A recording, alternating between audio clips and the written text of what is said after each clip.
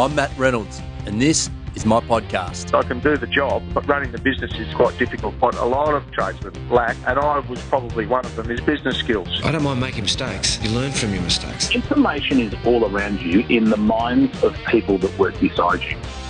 This is episode 6 of Trench Talk. I'm Matt Reynolds, and before we jump to today's guest, I wanted to take a quick moment to thank all of you who have subscribed and supported the first 5 episodes of this podcast. We're now being downloaded in 10 countries, which I have no idea if that's impressive or not over the first 2 weeks, but along with the reviews on iTunes and the feedback I've received both socially and via the email, podcast@xrm.com.au, it's certainly added to the enjoyment of putting this whole thing together, which has been a blast. The idea of Trench Talk, of course, is to go into the trenches and talk, not with people who are orchestrating from up high, but to those who are actually in the trenches honing their craft. That may be in the world of business, sport, entertainment, anyone who is on the front lines doing amazing things. Today's guest for episode 6 is no exception. I sat down with Trav Bell, the bucket list guy. Trav is regarded as the world's #1 bucket list expert. He spends about 6 months of the year travelling himself around the world, working his way through his own bucket list, which has included items like climbing Mount Kilimanjaro, smoking Cuban cigars in Cuba, attending the Burning Man festival, and more recently, sharing his ideas on the TEDx stage in his talk titled, Life's Way Too Short Not to Live Your Bucket List. He's also one of Australia's most sought-after keynote speakers. What's even more impressive, though, has been Trav's ability to turn his passion into a thriving global business. As the bucket list guy, he helps, coaches, and mentors others in their quest to design their own life and live the bucket list lifestyle. Trav is a true entrepreneur, but the road has been far from smooth. Prior to his work as a bucket lister, he was a personal trainer who turned the 63 one-hour training sessions he was facilitating each week into firstly his own studio before franchising his operation and growing his business to 21 locations around Australia. To the outside world, he had it all. He was young, fit, at the helm of a growing business and was earning great money. On the inside, however, Trav's life had begun to change. He was unhappy and eventually found himself at Beyond Blue, an organisation who works to address the issues associated with depression and related mental disorders. Trav learned he was battling depression. We discuss how he turned his life around, the transition from his bricks and mortar fitness business to that of a digital nomad, living minimally, becoming the bucket list guy, inspiring others to play a bigger game, and his plans for growing his business. Trav's a great guy doing some awesome work, and he's certainly going to get you thinking. You can find him at thebucketlistguy.com, on Instagram, Facebook, and on Twitter. Enjoy my chat with Trav Bell. Trav Bell, bucket list guy, thanks for doing this. No worries, mate. All good. Now we're at home today. Trav's been nice enough to stop in at my place, and not that I have a big Instagram following, but there's actually the second podcast that's come out of an Instagram interaction. Now, you actually started following me. I was reminded of your work, and you're pretty active on the social accounts. Today being no exception. What's the morning been for Trav Bell? The morning has been, I've come up from Ocean Grove. So I live down in Ocean Grove on the coast, about an hour and a half out of Melbourne. And when I come up, I try and pack as much stuff in as I possibly can. So I did a really interesting talk this morning. So it wasn't a keynote presentation, like a typical keynote presentation. Stefan, the guy who runs a company called Business Benchmark Group, he put about 67 entrepreneurs in a room out there in Doncaster this morning, and I got half an hour to tell my story, as I normally do, my entrepreneurial journey. They're all small business owners, some medium business owners. So I shared my story, try to get some laughs, as you do as a speaker, try to inspire also, as you try and do as a speaker. But my, I guess, entrepreneurial journey was of interest to those guys. And as a result, that went down really well. Then calls, then I run a webinar every Wednesday for a mentoring group. I coach a lot of other professional speakers or wannabe professional speakers. Yep. So that has morphed into this, Trav Bell speaker training program. And so I run that, and every 90 days I have a new batch of, small group of speakers that want to commercialise their message. And as a result, I did a webinar right in the middle of Doncaster shopping centre, stealing some Wi-Fi. Oh, And, wow. doing the full digital nomad thing. The wonders of technology, huh? Yeah. And then, a bunch of things. And then, as I said before, and sorry I'm late, mate, but went and had a good meeting with the accountant. One of the good meetings rather than a bad one. So I had a good meeting and here I am. Very good. Now, Yeah. what's the latest in your life? What are you working on? I mean, I think fundamentally we understand the idea of a bucket list and what you do. What are you working on at the moment? What's next to be ticked off your bucket list? Well, we're just talking, and I'm about to go to Orlando next Friday.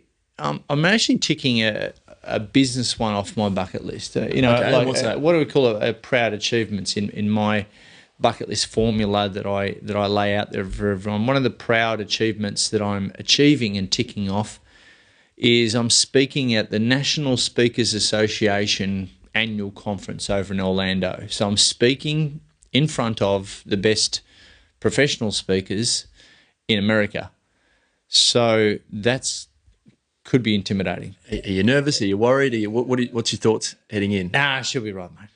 No, I'm a bit nervous, to be honest, but they're a loving, supporting kind of community.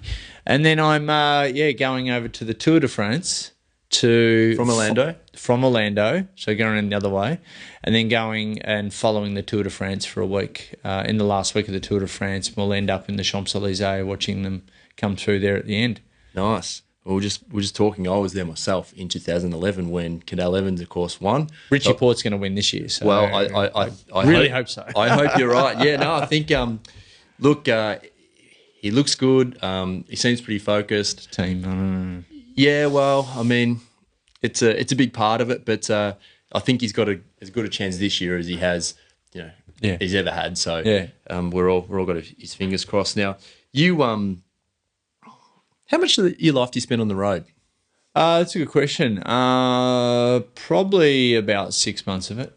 6 months of the year. In various, in between the work stuff that I do and actually ticking stuff off my own bucket list, because that's first and foremost in my life. I do all my own stunts. So I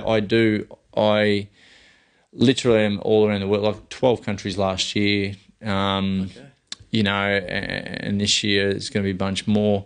But I've also just opened up a new company, a training company over in America, over in Nevada. So as a result of that, there's going to be a lot more travel happening. And I've got a US tour of 10, 12 cities at the end in November. When you're a speaker, it's a kind of funny existence because you go and speak for an hour, maybe. Yep. And you get paid pretty well. And then you got all this free time. Yeah. And they say that speaking, funnily enough, speaking is the hardest way to earn easy money. Okay. What do you mean by that? Well, it's taken me I'm 44 now. So, this many years to get to this point to be able to speak from the platform at that level. So as a percentage of people that speak and get paid, professional speakers, who's making good money? Is it right in the top 1 or 2%, or how is the spread? Well, it depends on what you rate as good money. Everyone's got a different level. Maybe a living. Yeah, a living. Well, there's probably on what they call a CSP, a certified speaking professional. So you've got to be earning over a certain amount of money to actually get that certification. There's a few handfuls of us in Australia who are doing that. And is that a direct speaking for money, not money you make as a result from speaking? Well, it's kind of morphed from, trading time for money, like you rock up, you get paid, and then and you don't really sell anything else, so to speak. Yeah. But now it's kind of like people want, if they want more of you, then you might put on a retreat or something, or you might have some sort of program, or even at a lesser extent buy a book. But it's pretty short-sighted, I think, in this day and age, if you think you can just rock up and just go from gig to gig to gig and think that that's going to last forever, because it just doesn't. So it's good. Yeah. And with what if you're disrupting, if you're making an impact on people's lives, and people do want to hang out with you a little bit more, and so it's okay to then offer some services for people to buy into hang out with you a little bit more. So as a result of what I've put together over the years, I've taken people to Machu Picchu, to do the Inca Trail. I took people to Kokoda. I took people to base camp through Tibet, and I've done all that sort of stuff. And here I am. So what? I do this for a living? It's pretty crazy. So that's just an extension of me, and kind of like those all got put together because I said I was going anyway. Do you want to come with me? Yeah, no, I had a good look on your blog, and you've obviously got some group trips and that up there, and it seems that you seem to be having you got an exciting life, man. I've got to say, like, I've taken a real interest since we sort of half reconnected, and it's an inspiring story for sure. You said that you're opening up a new business in America. Yeah. I was invited to do a talk at the end of August last year by a company called Action Coach. They're a big franchise chain of business coaches around the world.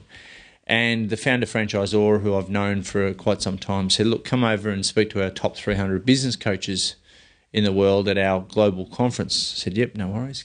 Went over, South Africa, never been there before. Stayed at the nicest possible hotel you could ever imagine. Did my talk, went down really well. And then they sat me down afterwards and said, we really like what you do. Do you mind coming over to Vegas and having a chat about possibly licensing out your intellectual property? Okay. And I went, all right, cool.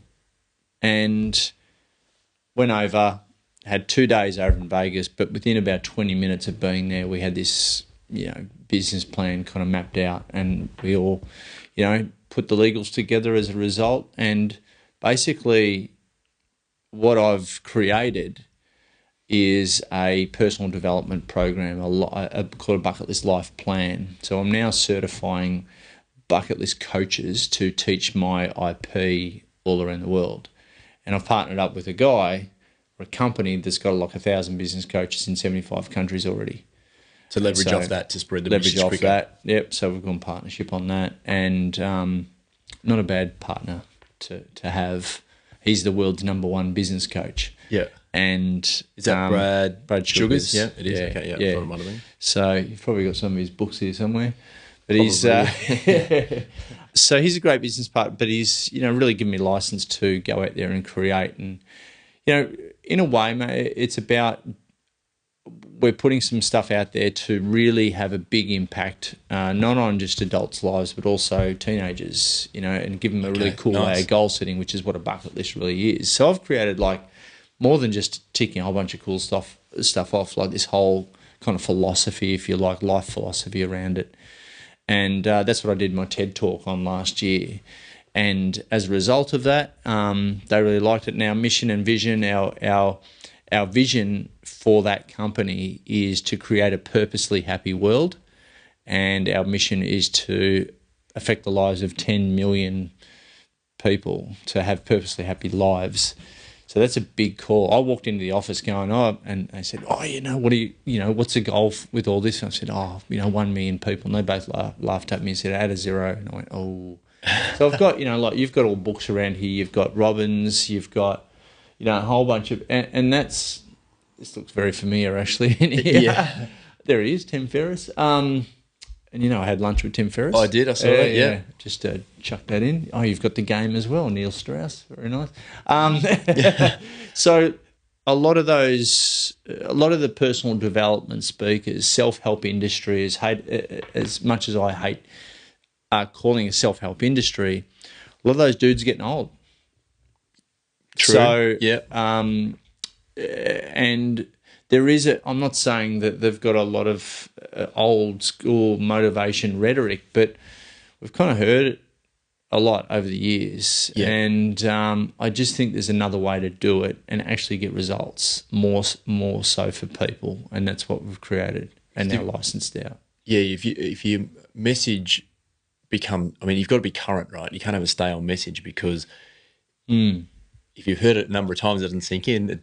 I guess that's the kind of the end of it, isn't it? You've got to come at the problem from a different angle, right? And that's what you're suggesting. Yeah. And mind you, everything that I do is based on positive psychology. So everything that I do is based on this positive psychology, which is the science of happiness. Yep.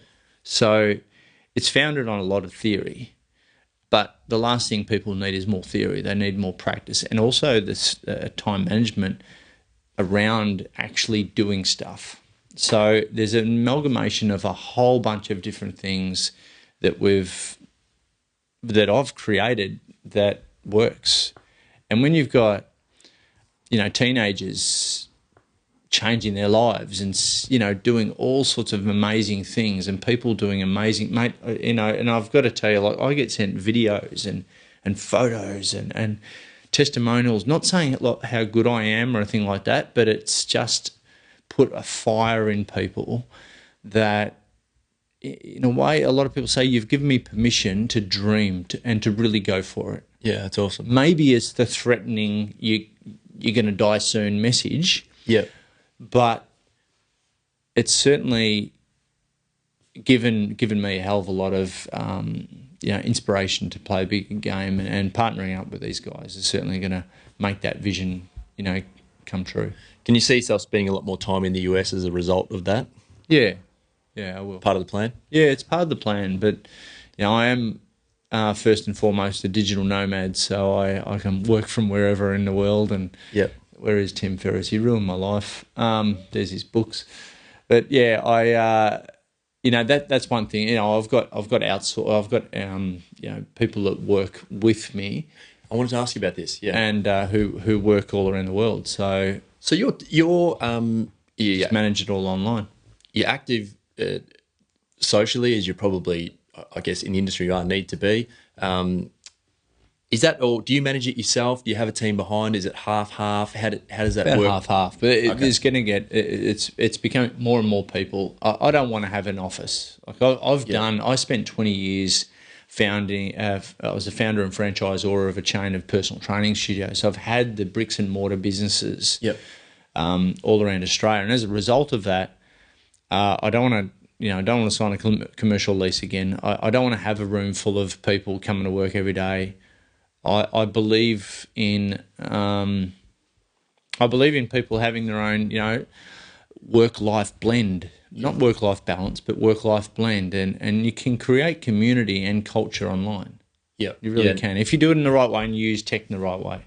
Okay, so I was having a conversation with my wife last night about this interview, and it ended up going for an hour or so. Actually, it's quite interesting about this concept of a bucket list, which we absolutely love. The point we came to, how do you reconcile your bucket list with what's truly important to you? Because we don't know, but we assumed that a bucket list can very quickly default to some cliche items. So how do you ensure that what's on your bucket list is right for you? Easy. I just asked you 12 questions. Yeah. And those questions should help you extract and then articulate a personally meaningful and holistic bucket list. And those 12 questions, is that my bucket list acronym? So if I ask you, and it can be a rhetorical question, you don't have to give me answers, but and the people listening as well, they can go to my TED talk and have a look at this. But it's in my bucket list blueprint. So it basically is an acronym. So so it says my bucket list. M stands for the people, meet a personal hero. Yep. So who do you want to meet before your time is up? Just go, give me an answer. Richard Branson. There you go. All right, cool. Probably a popular one. Yeah. And like that, and so this is it's also not a pissing contest. Let's remove ego and go, well, someone else, like, my girlfriend doesn't want to meet Richard Branson. That's totally cool. And so when I'm in rooms, I say, look, you're allowed to cheat, copy, and steal from other people, but there's also to be no judgment. Like, who cares? Like, people want to meet random people. Yeah. And I'm like, you know what? that's your life. Like it's not. We live in such a comparative world. Yep. So it doesn't really matter, and they can be big ones and they can be small ones. Do you suggest keeping your list private? Why? Or do you No, I make it don't. public? You don't. No, I don't. So you make your list public, or certain Public aspects of it? Yeah, it's about to get really public in terms of putting it out there. But every time I speak, I You talk about it. talk about it. Okay. So who's your hero at the moment? Who's number one?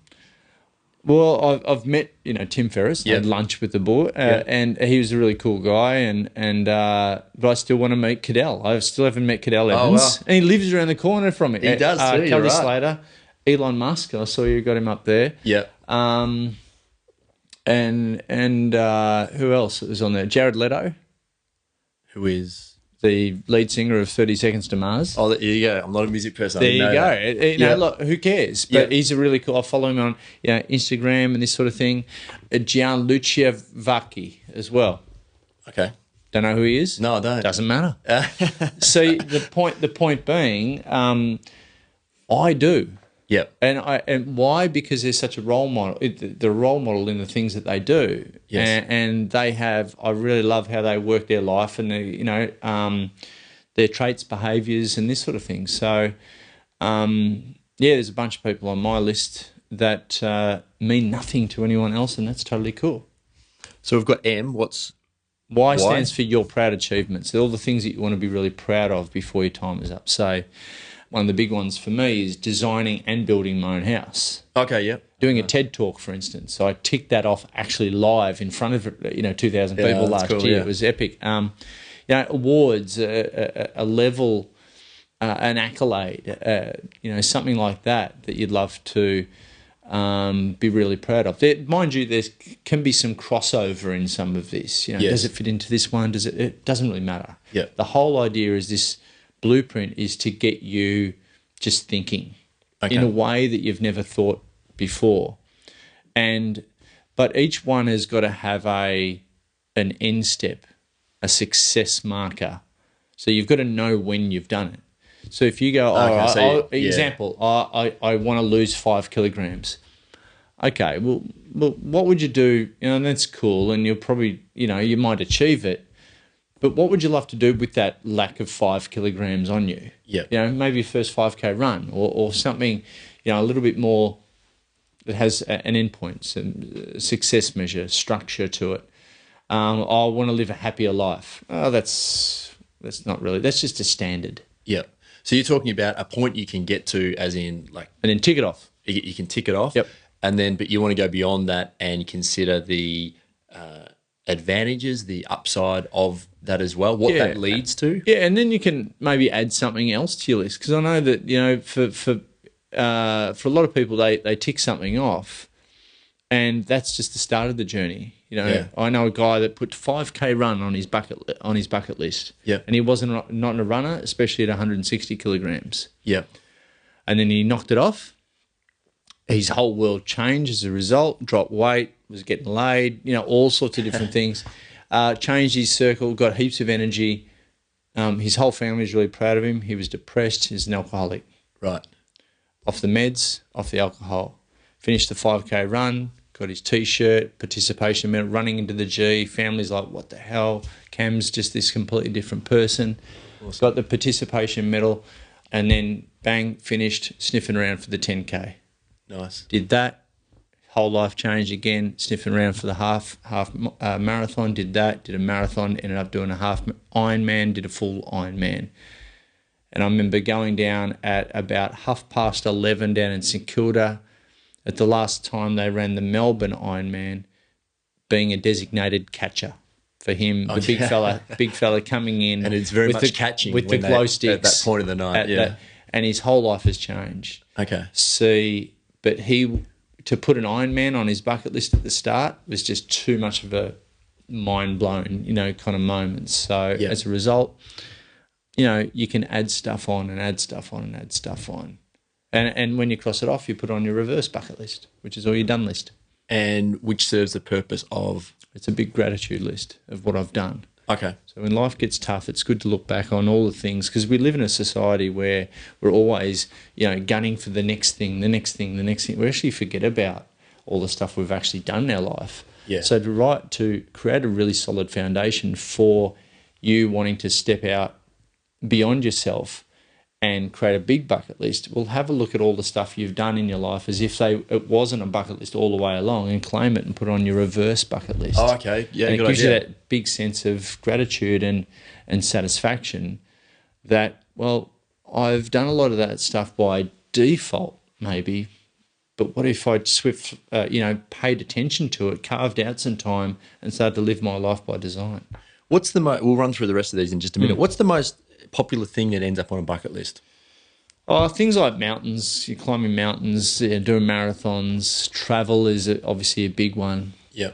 And when I started off this journey, I found that they were kind of quite short-sighted. And as you'll see, like as we go through the acronym here, that I love to round it out and think it's not all about you, it's about other people as well. Yeah.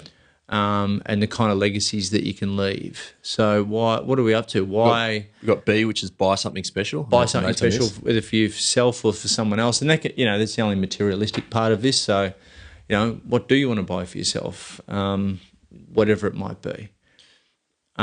You, the ultimate challenge. That's your ultimate challenges. That'd be your Iron Man. Things like Big that. Man, yep. Yeah. And the thing is with that, this is the one thing I find myself saying quite a bit is a bucket list is not about just ticking a whole bunch of cool stuff off. On the surface, yes, but this is about the journey and being present to the journey of who you become along, on that process of growth, on that journey. But more importantly, it's about the person that exists on the other side and the person that you don't know yet. Yeah. And that's called our potential. And when we see our potential, it puts a smile on our face. So it's better being called the bucket list guy than the happiness guy. That's a bit lame. Yeah. So, but this is all about helping people be happy. This is just a tool of accessing your potential, maybe your best self. Yep, pretty much. And for people to goal set in a different way, and also you've got to, when you speak, you've got to go in there and actually, I sort of threaten people with death in a way, because people live in this world of it'll never happen to me. I'll live forever. And I'm just so busy, and this is the way our society's been created. I'm so busy on my to-do list that I haven't got time for my bucket list. Right. Until a bloke in a white coat gives you a use-by date, and then suddenly you're a time management expert and you'll find time to work on your bucket list, and you'll shift your priorities, you'll switch your priorities in a heartbeat. So Just what like if was you demonstrated in the movie? What if you act as if? Yeah, but the movie is crap because, and I've based my whole career on it. Yeah. But it's about two blokes that get given a cancer diagnosis and then they write a bucket list. Yeah. And so I want to help people wake up before they get Bring that urgency forward. that use-by date. At the end of the day, that's what it's all about. And you've got to say it as a speaker, you've got to say it in a way that does wake people up. You only get an hour, maybe 45 minutes as a keynoter. So you got to go in there and get them to think in a different way. Yeah, of course. Otherwise, there's no value to you. You, the ultimate challenge. C, conquer fear. Conquer fear. K is kind acts for others. Yep. And that's, just look at the different causes and champion of causes that are out there. Can be small, can be big. E stands for express yourself. Yeah. So the creative side of you. Is this the nude photo shoot that I? Oh, yeah. Or No, was that was sort of conquer fear. Oh, right, okay. Even though I grew up in Speedos as a swimmer, it was still horrific. Or it could be idiotic stuff, or it could fall into a number of different categories. And listeners, I wouldn't try that at home. Yeah, you've got a few tips if you're going to do it on how to go about it. Yeah, no, I read about it. Yeah, I thought that was a really interesting one. My first thought was, why would you put that on your bucket list? Like, look, mate, probably like you, I get dared to do stuff. Oh, come on, bucket list guy. I bet you won't do. Okay, well, I'll And you have shut to do you it. up. Yeah. Yeah. I think that's how I wound up doing this Tour de France deal. To take lessons. So, what are some skills that you want to learn? You know, it could be guitar, singing, could be a new language. What are you working on now? Take lessons. Yep. Sort of. I'm working on a backflip. Want to be able to run at a wall and do a backflip. Oh, okay. Yeah. Is it the parking? Is that what they call it? Parkour. Parkour? Yeah, Right. kind of parkour. Yeah. And then what else? Leave a legacy. That's a big one. Leave a legacy is how you're going to be remembered after you're gone. You know, 1 year, 5 years, 10, 15, you know, how you're going to be remembered after your time is up. And there's some big impactful stories around some of this. And, you know, like that's the... It's funny because when I talk about all this whole thing, I try not to give people ideas. Okay. Because I want them to free think about their own life and go, oh, yeah, that's it. Yep. If I give them too many suggestions, I find, or too much of my own, I'm actually running my filters. I'm giving them my filters to run their life through. Yep. And so I want, and I'm a surfer. I'm fit. I'm you know, bike rider. Blah blah blah. And so I run a different life. Yep. So yours is not going to be mine. Yep. And that's the beauty of it. That's really powerful. So you get people in a room like sharing all their different bucket lists, and it's amazing what comes out. What do we got? Idiotic things? Idiotic stuff, yep. And that's just, you know, stop. You know, we've called it a midlife crisis. I don't know why, but let's just stop having fun. Like, what's some fun stuff that you want to do? Yeah, because we can lose sight of that a little bit, can't we, when we get bogged down with life, day to day. Everything. Yeah, we do. And I didn't call it this morning, but sometimes the title of my keynote is "People are dying at 40 and being buried at 80." I like that. And the idea of it, not the yeah.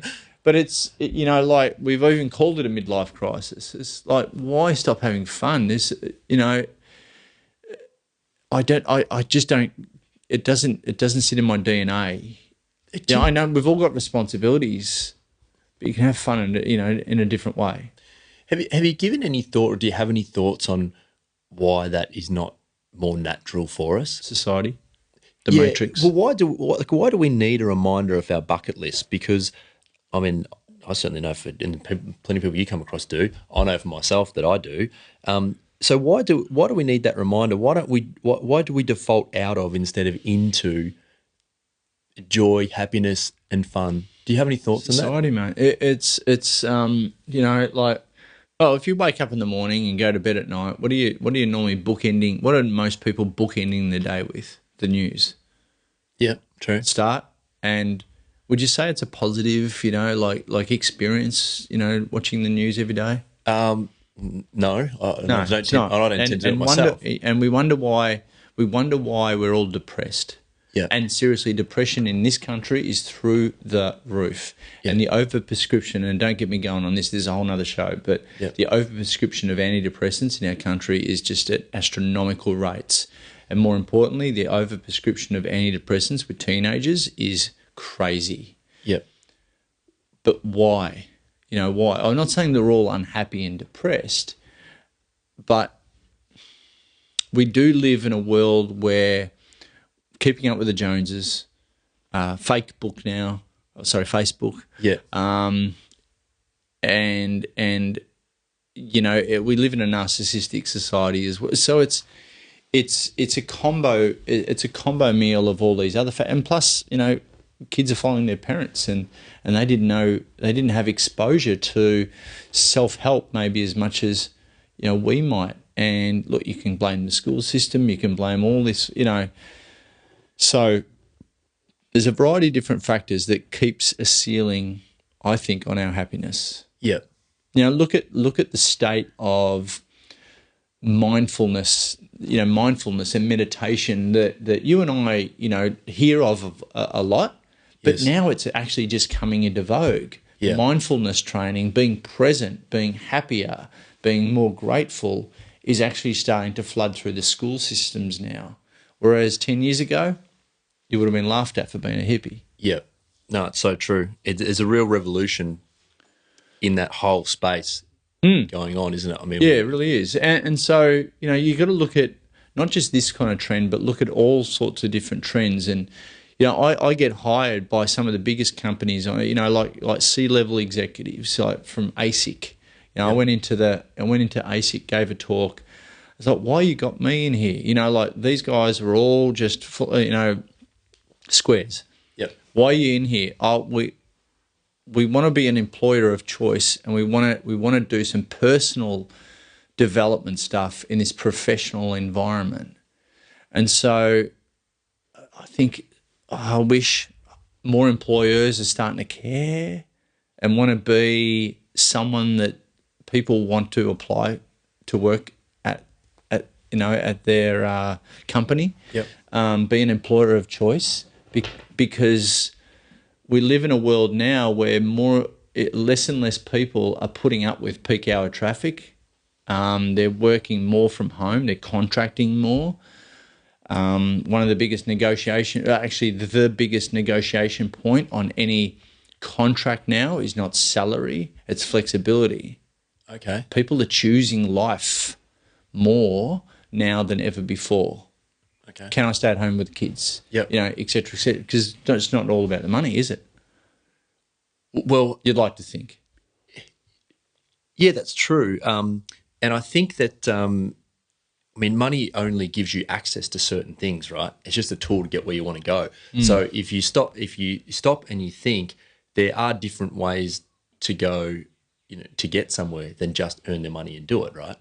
So I think that as we become more educated on this, maybe more intelligent in this area, then we can look at some of those things. Whereas in the past, you go out and you earn money and you save up and then you buy your experiences or whatever. But you can sort of get around that in some circumstances.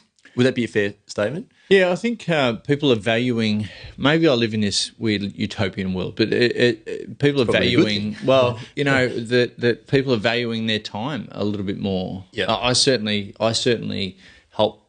I try and do my part in helping them raise it up the priority ladder.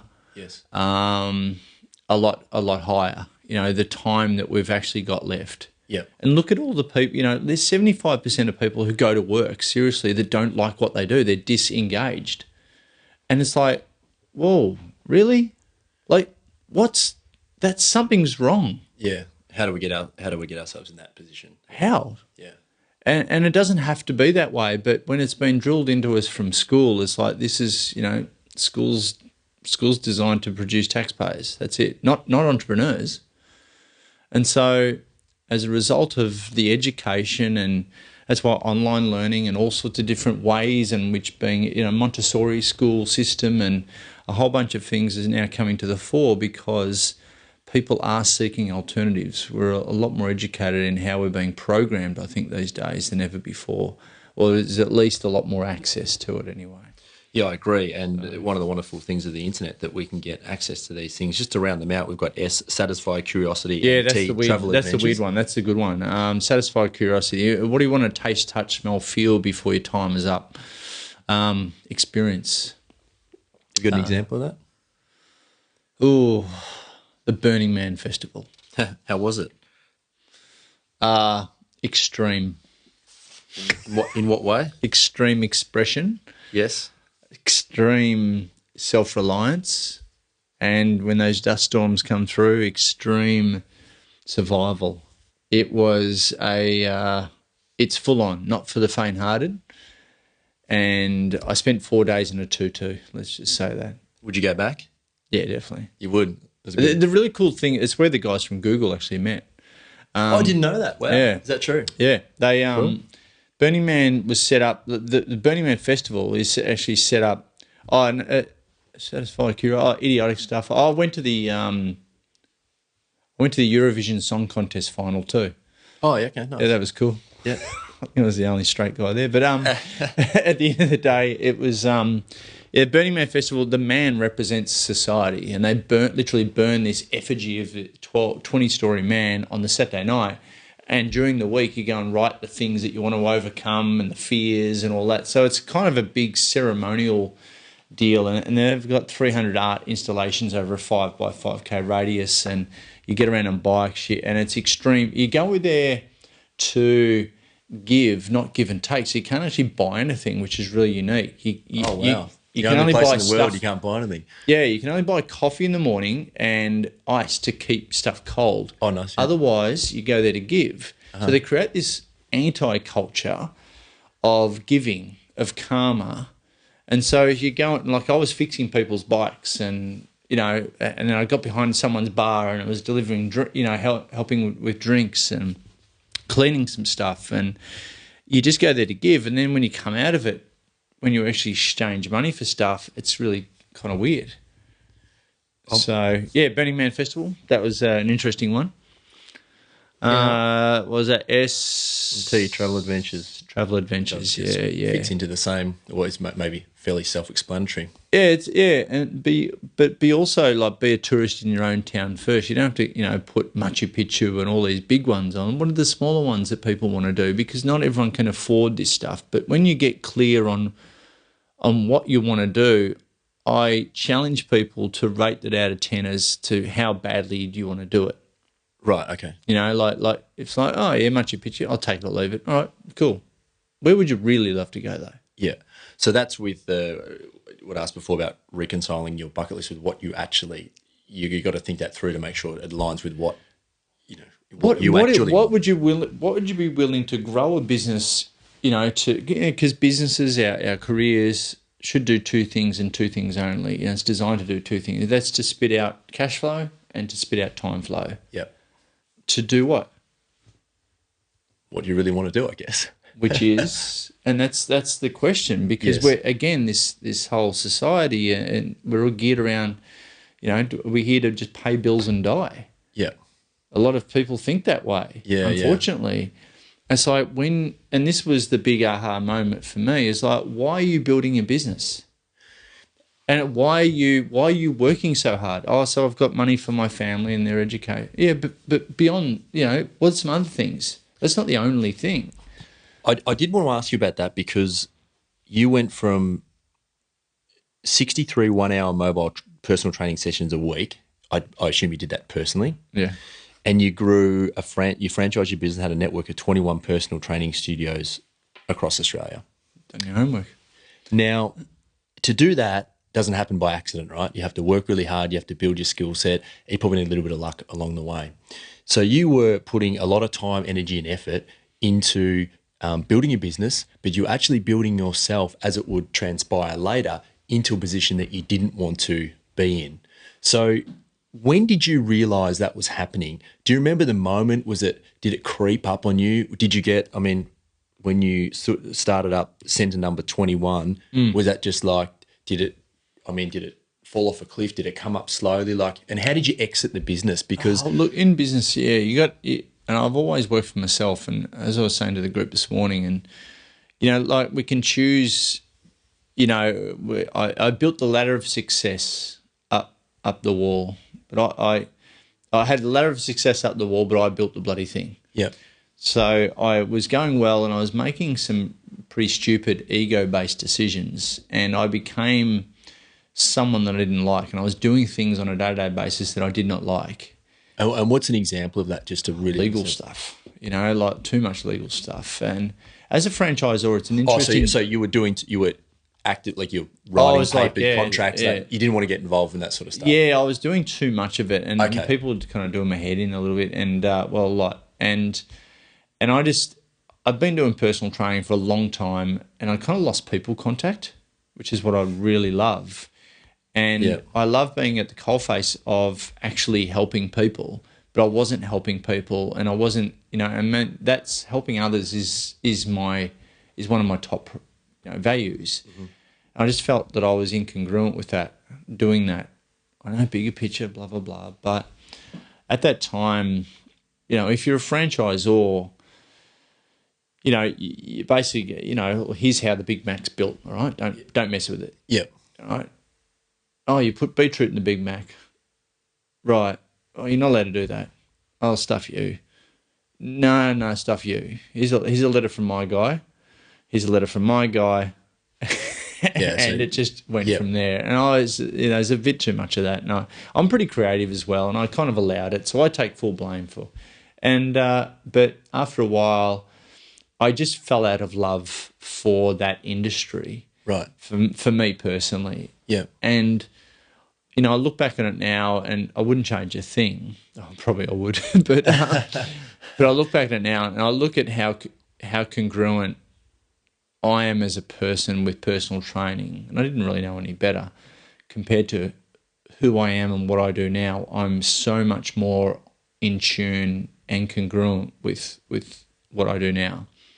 And there can be only one, that bucket list guy. Yes. So there's not that many competitors. Well, I'm sure there's people around that do, and I really like that. Yeah. And I'm the master of my own destiny with regards to what I do now. And so, do you remember the moment that you said, "I'm out"? yeah, I was going to swear, but yeah, I do. I was just walked out of Beyond Blue. Okay. And I just read the pamphlet, Are You Depressed pamphlet. And I Right. ticked all the 8 boxes. I think there was 8 boxes in the questions, Okay. and I talked to someone as well. And the last question said, have you smiled in the last 2 weeks? I'm like, damn it. I smiled yesterday. That's out of 8. Damn it. And a relationship broke down. And I remember sort of like getting off some public transport over there in Yarraville and walking into my office, and I had tears in my eyes, mate, and I was like, you know what, enough's enough. Yeah. I'm unhappy. Yeah. Just stop trying to suck it up and be brave. Yeah. And just admit that you're over it. Yeah. And this has been going on for about 2-3 years. Okay. And so it wasn't one big moment. It was a build up. It was a build up. Okay. Yeah. And I just went. I just had enough. Yeah. And I had two choices at that point in time, to either continue on and fight a few of these fights and open up new things and go bigger and bigger and bigger and more weight on my shoulders, or I had the opportunity to just change. Yeah. I didn't know a calculated way. I didn't just up and leave. I had 3 company-owned studios that I own, and I kept them in another company and had managers in each one. So I sort of gradually sold those off. But I said to all my franchisees at the time, look, change your own brand. You got 6 months to do it. Okay. So kiss goodbye, good income streams and things like that. But I had to go. I had to make me happier. I had to make me happier. And a friend of mine, I told the group this morning, a friend of mine gave me this book called Happier by Tal Ben-Shahar. Okay. And he's a positive psychologist that runs the most popular course at Harvard University. It's an amazing book. And in it, he's got this thing called the MPS process, 3 intersecting circles in a Venn diagram. And the M stands for meaning, what gives you meaning in your life. P, pleasure. And S is strengths. And in the middle is your calling. So I got motivation speaker when I did this exercise. Right, okay. So I did it again, just like, you're right, is that what I'm meant to be doing? And It was like, yeah, that was it. And through that and a few other things that was kind of around that time, I just became really present to what do I truly love to do. And I got no fear around public speaking. It's even worse than sharks for most people. But for me, I just haven't got that DNA. And you've never had that ever? I had a little bit, but I think I've just fallen on my sword and up that many times. And I suppose as a franchisor, you've done it for a long period of time, right? In those days. And so as a result, I just put it all together. I put on a talk, and someone at the end of the talk called me the bucket list guy. But and then I made, based on that, I made a decision to sort of get rid of everything finally and move on. But it was a tipping point of just build up of pressure, and I just tapped out. So you registered the bucket list guy after you did a talk, because I read about that online as well. Someone gave you that name, as you said. You still had the personal training studios, all part of them at that time. Yeah. Okay, so you transitioned from those as a gradual into thing this. into this. Yeah, so I registered the bucketlistguy.com and I went, how am I going to, who would pay someone to write a freaking list? Yeah. Like, they don't need me. Yeah. That was my, and here I am now, and things are good. So I didn't know how it was going to work. I just knew in my heart there was something there. Yeah. And I'd somehow craft. I'm pretty creative, and I backed my creativity and my thought leadership around the matter. Yep. And so off we went, and I started coaching some people, putting on some events, some public events, and packaging all the. So I've done a lot of positive psychology, a lot of NLP, life coaching, all that, I've been hugged it out and high five with Tony, the whole bit, and Yep. I've read a lot of these books here, and someone actually said to me at that time, mate, why don't you're in these seminars, you're like a seminar junkie, and my running joke is, you're a seminar junkie, but now I'm a dealer. Yeah. Bad I joke. guess you might as well getting paid for it. Yeah.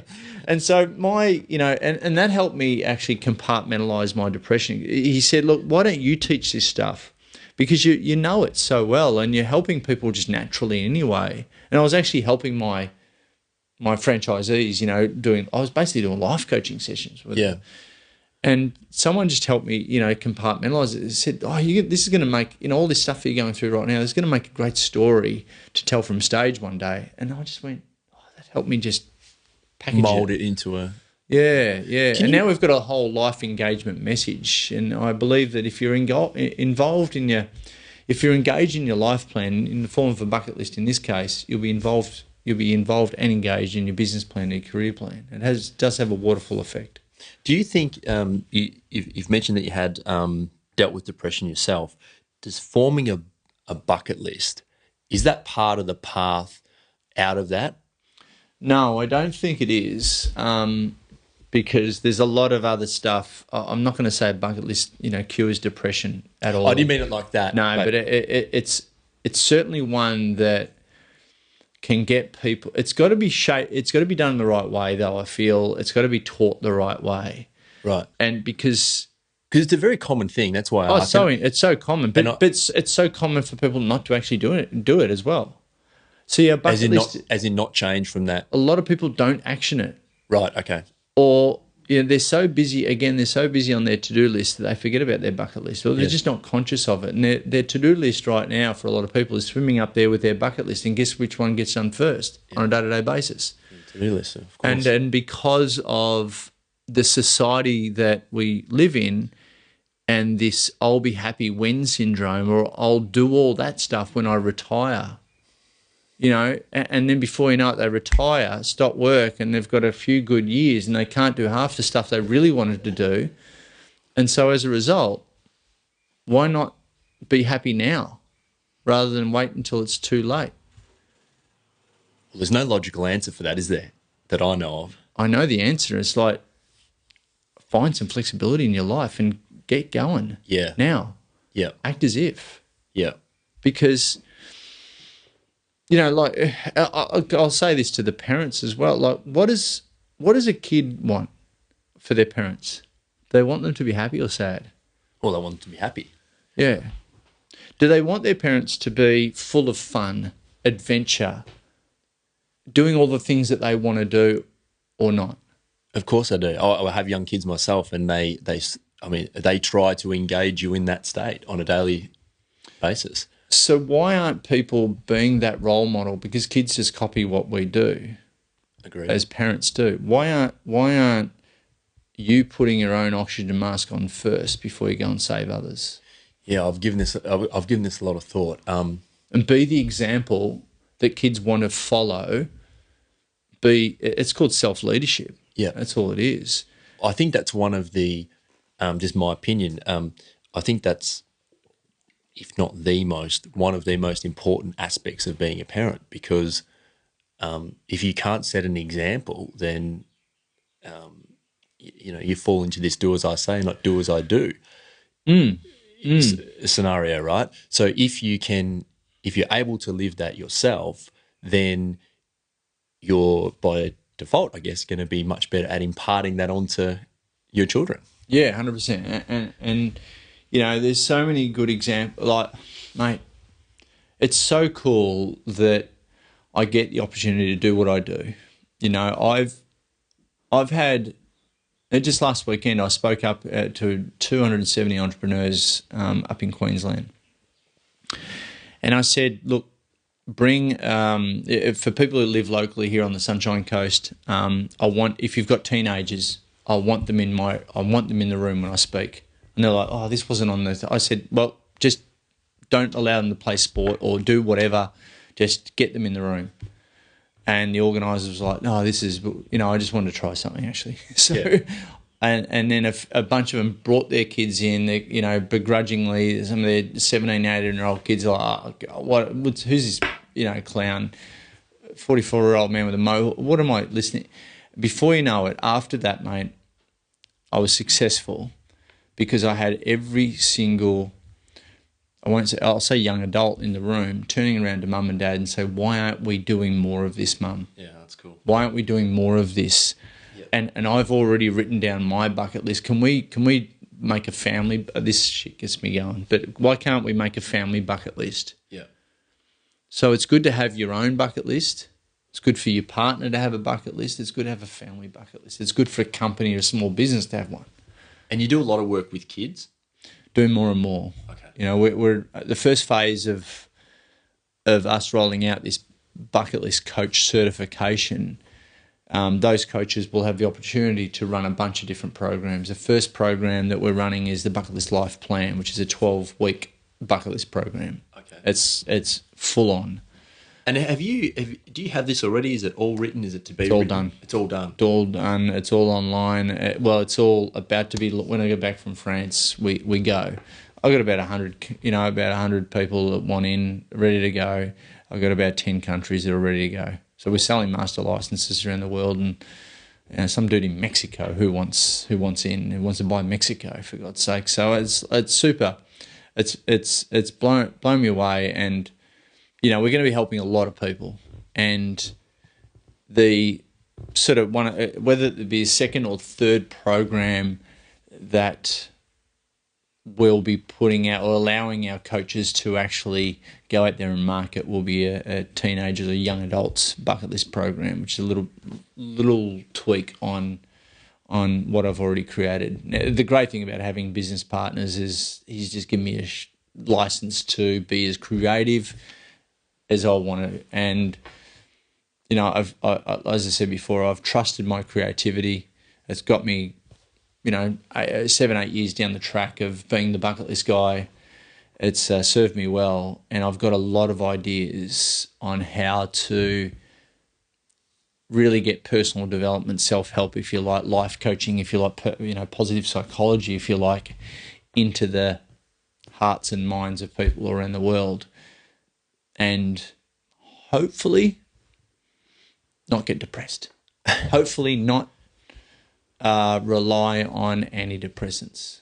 Hopefully we can get in there earlier and give them some tools, all the tools that you and I read about, learn about, podcast about on a day-to-day basis. Hopefully we can get those tools in, you know, and running. Yeah. So they can prevent any of that. Yeah. No, it's. I mean, you've got an exciting journey. I mean, you're on an exciting journey. You know, it's honestly a mission. And this is what I'm meant to do. Where does this originally? I don't know. You don't know where it came from. No.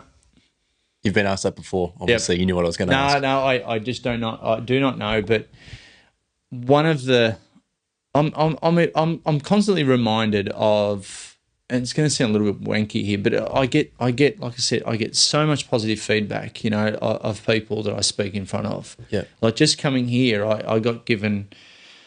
I got given, you know, I literally the written down, like a guy sung on stage on his bucket list. Yep.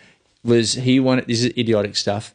He wanted to sing on stage with Vanilla Ice and sing Ice Ice Baby. Oh, and he was just here a week or two ago. Yeah. He did it up in Queensland. Oh, okay, cool. And I'm like, dude, number one, I'm jealous. Yeah. Being a child of the 80s, early 90s, possibly the same haircut now. But but it's like Trav, and as a result of this, it's made me do this and this and this, and I get this stuff every day. Like I wake up to it, man, and I go to bed with it. And I'm not just saying that. I honestly get given stories, photos, testimonials, and a coach said to me once when I was like,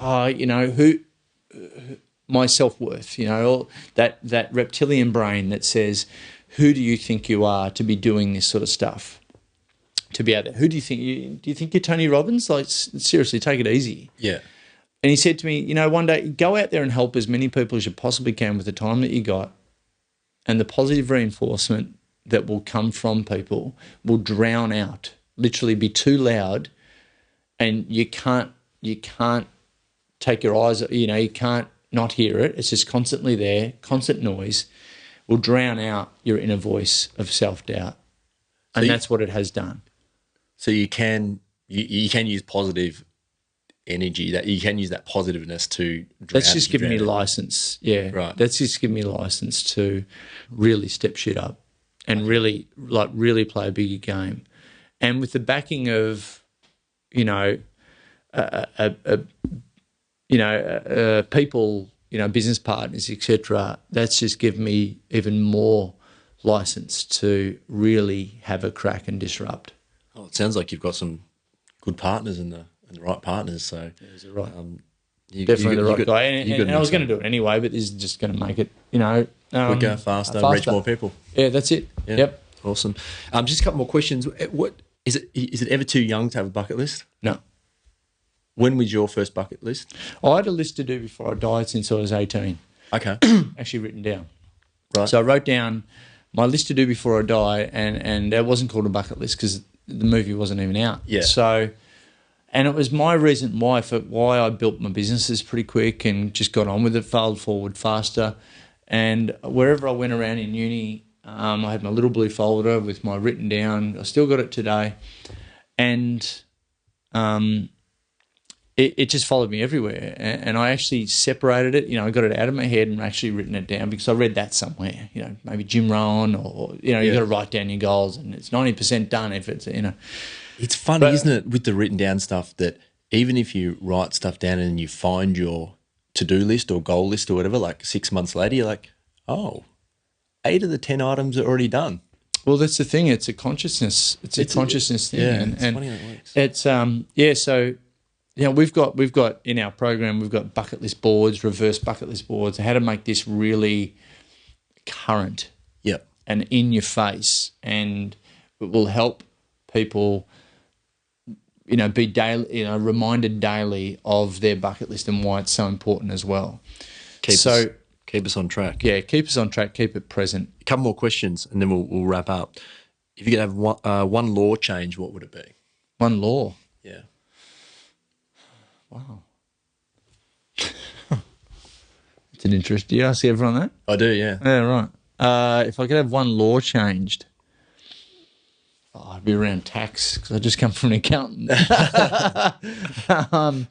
I wish we had the tax laws of some countries versus ours. But then again, we've got pretty good sewage systems and we've got pretty good roads. Yeah. And it's interesting because when I ask this question, that is a very common track that people go down. It's like, maybe this, but then you know what?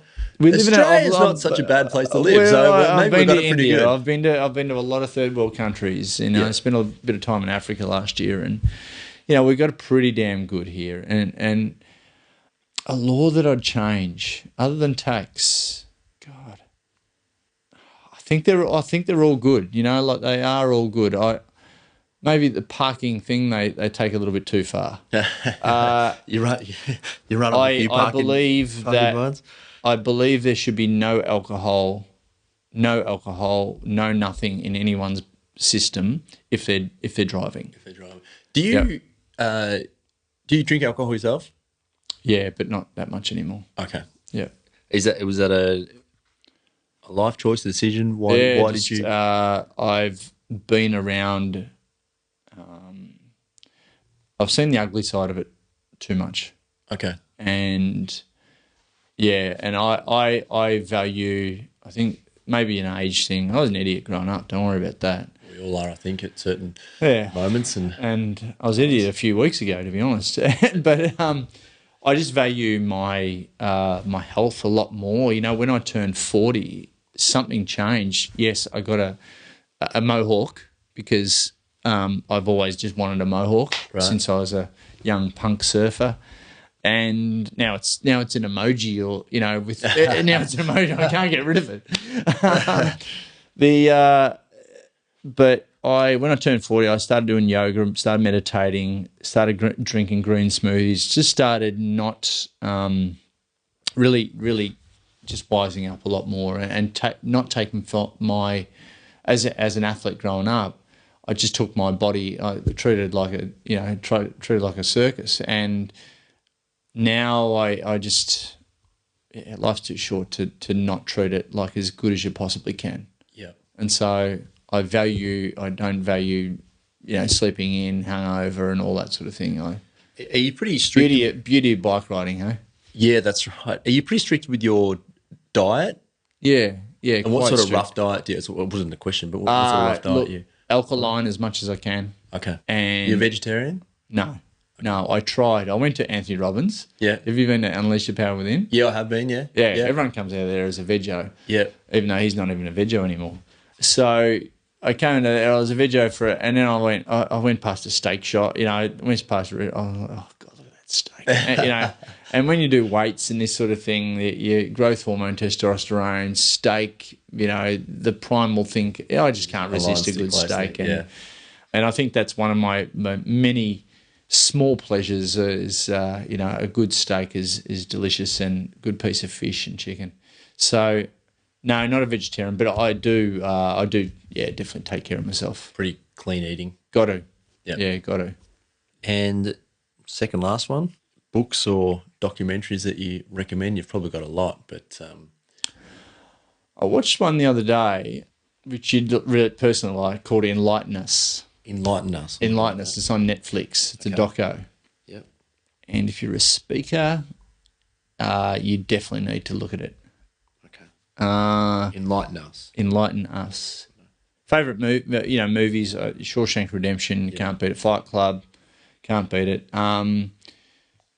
Book, I tell you what, I am listening to Andre Agassi's Open right now, and he's so full on. Yeah, I've started reading that because Russell, we know, actually gave me that book. Oh, mate. And now I've heard a lot of good things about that, and I started and I stopped, and I really need to go back to it.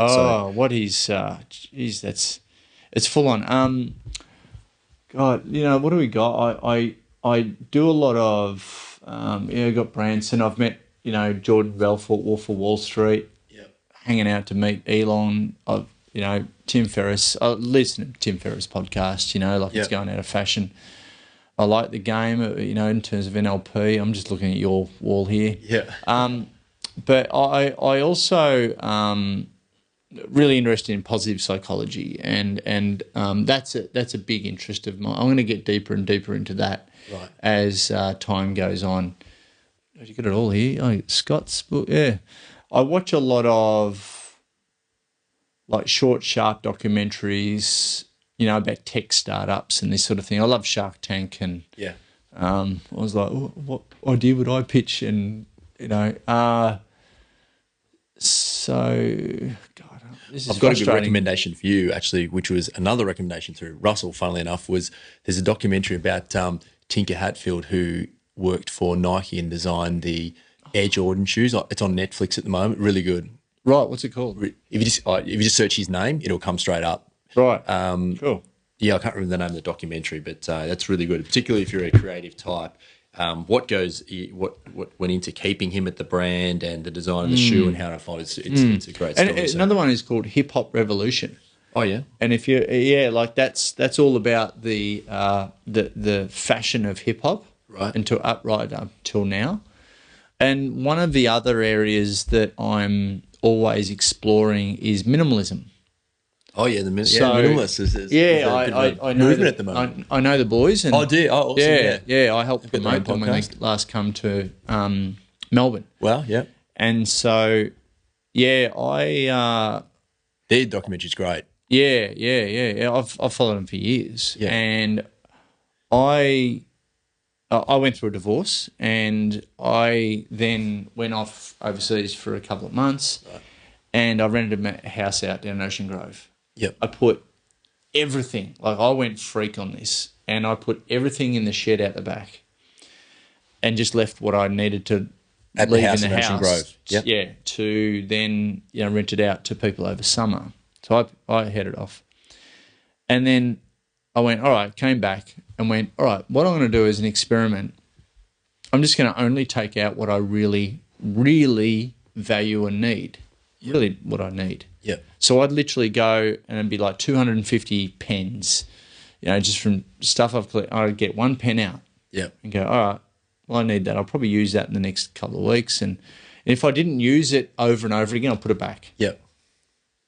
As a one-off, no, don't need that. I'll put it back. Clothes, furniture, all sorts of stuff. Yep. So I put it all in there. Literally 3 years later now, there's still 90% stuff in that shed. Shed still exists. It's still in there. Still in there. Okay.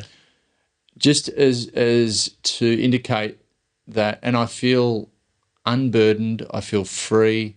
I'm paperless as a result. Okay. I don't have a lot of stuff. Yep. I don't buy books anymore. Right. Are you audio or do you? I'm Kindle? audio. I actually have experimented. How do I take in information better? Yep. Do I read? No, fall asleep. Always have. Haven't got through it. I've got a lot of shelf help that I have Shelf not. help. I've never heard that before. I like it. and that where a lot of the chapter, but I can listen to one of these books. Yes. And I'll get through it. Yep. And so, and I've just, and my retention of the information is a hell of a lot better. Now, if there's exercises, there's a book, Grant Cardone's new book, Be Obsessed or Be Average. Okay. Yeah, Grant Cardone, Be Obsessed or Be Average. I couldn't put it down. It's just giving me permission to be obsessed about everything. It's great. Or be average. So, yeah, that as a result, I just live very minimally. I only carry one bag. If I'm going overseas, Yeah, I read that. That's true. You take one bag, right? yeah, carry on. Yep. And that's it. That's it. Yeah, I recently did nearly a month in the States and did the same thing. Yep. So Yep. it's amazing. And you what can pack get like away a with. ninja. You can really get away with a lot, and so I just like that, and I only use a select amount of cutlery, because you just don't need a lot of the stuff that we've got. Yep. And so as a result, I've changed a lot of decisions, and I spend my time extremely wisely, as good as I possibly can, hanging out with good people, having good, solid conversations, positive conversations, and it was pretty hard to get this going. Yeah, 'cause I always, kind of test people. It's like, all right, well, I've you known really Russell. want it. I've known Russell I for must a have while. wanted it. Yeah. Yeah, so he's a good bloke, and so I don't squander my time at all. Yep. And some would argue, or that's a bit rough. It's like, no, it's my life. Yeah. So No, I agree, because the minimalist philosophy is not just about only having Stuff. It's not about stuff. It's about how you allocate your resources, your time, your money. you look at and all that sort of combine stuff. that with the Tim Ferriss stuff, and combine that with a lot of the other, becoming minimal, Joshua Becker, and all this sort of has led me. I've just got an interest in productivity hacking. Yep. So that's why, I can, last year, bought a one-way ticket into Cuba. Nice, yeah. And the fact that I can work online, that I can just go in there and like hang around Cuba, smoke a couple of cigars, which goes against your other question, which was ridiculous. But and then just go, you know what, I'm done with this place now, I'll leave. Yeah. And then buy a ticket out of there. So you've got you don't need to be anywhere in particular. No, it's weird. It's going from all these bricks and mortar businesses to literally I don't have to really be anywhere. So you can walk out the door, you can be transported anywhere on earth, and you're fine as long as you've got an internet connection. Yeah, if I'm without Wi-Fi, I'm screwed. But but no, but that's been also a goal to be able to work online wherever. And I've just got I've got apps, I've got all the tech happening, obviously. Yep. That allows me to do that. Yes. And that's taken a whole nother skill set in managing people and leading people in a different way. But when I'm in the country that they're in, or I'm around, I'll spend as much time as I possibly can. Yeah. But people, to get jobs done, people don't need to, a boss that is on them all the time. Yeah. I believe if I'm gonna run around the world doing what I do, then there's certain freedoms that need to come with that for other people as well. Yeah. Is there anything? I mean, I could keep talking for hours on this stuff, but is there anything you want to express before we wrap it up? Any parting words? I want everyone to know that they are going to die soon, and I want people to draw a line in the sand and start really living their bucket list before it's too late. Okay. All right, real motivational message there, Trav. But like, don't kid yourself.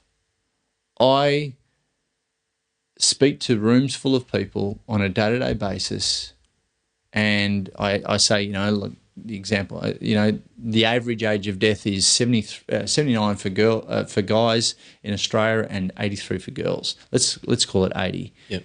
Now, in my keynotes, I put out 80 squares. 80 each box represents a year on Earth. And I say, all right, now cross it off. So I'm 40 something, and half of them are gone. Yep. And then I asked 3 very poignant questions. Number one, and when you're looking at that, it's like you can be happy or sad. Most people are pretty depressed at this stage, especially when it creeps over 40. Yep. And then I say, okay, well, how many people here, know people have been diagnosed or died from cancer? Every single person in the room puts out their hand. Yeah. This is where there are 80 squares on their lap, and maybe half of them are gone. Second question I ask is, all right, how many people do you know have been diagnosed or died from cancer? Show of fingers. Again, sea of fingers go up. And the third question I ask is, all right, of those people, now I've delivered this in India. I did a 5-stage city tour of India for the Young Presidents Organisation. I had the not-so-good privilege of delivering 70 squares over there. 70 versus 80. Okay. Same fingers going up. So they die younger is what you're saying, on average? Die younger, yep. Same fingers going up. How many people do you know have been diagnosed? So show of fingers. So people putting up 10s, 2s, 3s, 5s, 8s. And they say, okay, how many of them on your fingers made their 80 squares? And then it's... That's the scary part, isn't it? Silence. Yeah. And there's no science to it. I tried it out at one of my first seminars. And with a dramatic pause, it gets people to really think, oh, shit, I really haven't got the time that I thought I had. Yeah. I said, guys, look around the room. You don't need me to motivate you. Yeah. Look around the room. We haven't got that much time. And you've got all these dreams and ambitions and building your business. Like, when is now a great time to start living your bucket list? Yeah, it's like, seriously, get off your ass and build the business. Make the decisions, because life is way too short not to live your bucket list now. No, I agree. Trav, thanks for doing this, stopping in, saying hello. I'm loving what you're doing, mate. So looking forward to watching all that comes your way in the next year or two. You're an inspiration, mate. And if anyone wants to check you out, bucketlistguide.com. Yeah, bucketlistguide.com, and put your name and email in there, and you'll get updates of my antics around the world, podcasts, and I've got a Bucket List Life podcast, which is heaps of fun, which we talked about, interviewing really interesting people.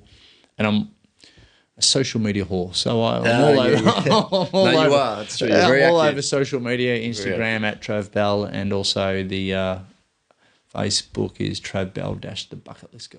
Cool. Awesome. Cheers, mate. Thanks for doing this. Beauty. No worries. Hey everybody, it's Matt again. Thanks for listening. Just a couple of things before you guys clock off. You can get all Trench Talk episodes at xrm.com.au/podcast. You can also sign up for other goodies at the same site. Just plonk your email in there and you are covered. That's X for X-ray, R for Romeo, M for Mike.com.au/podcast. If you really like what I'm bringing you, please head to iTunes, subscribe to this show and leave a review right there. And lastly, if you want to contact me directly, type the @ symbol followed by Mr. Matt Reynolds into your search bar and you'll find all the social links. Goodbye.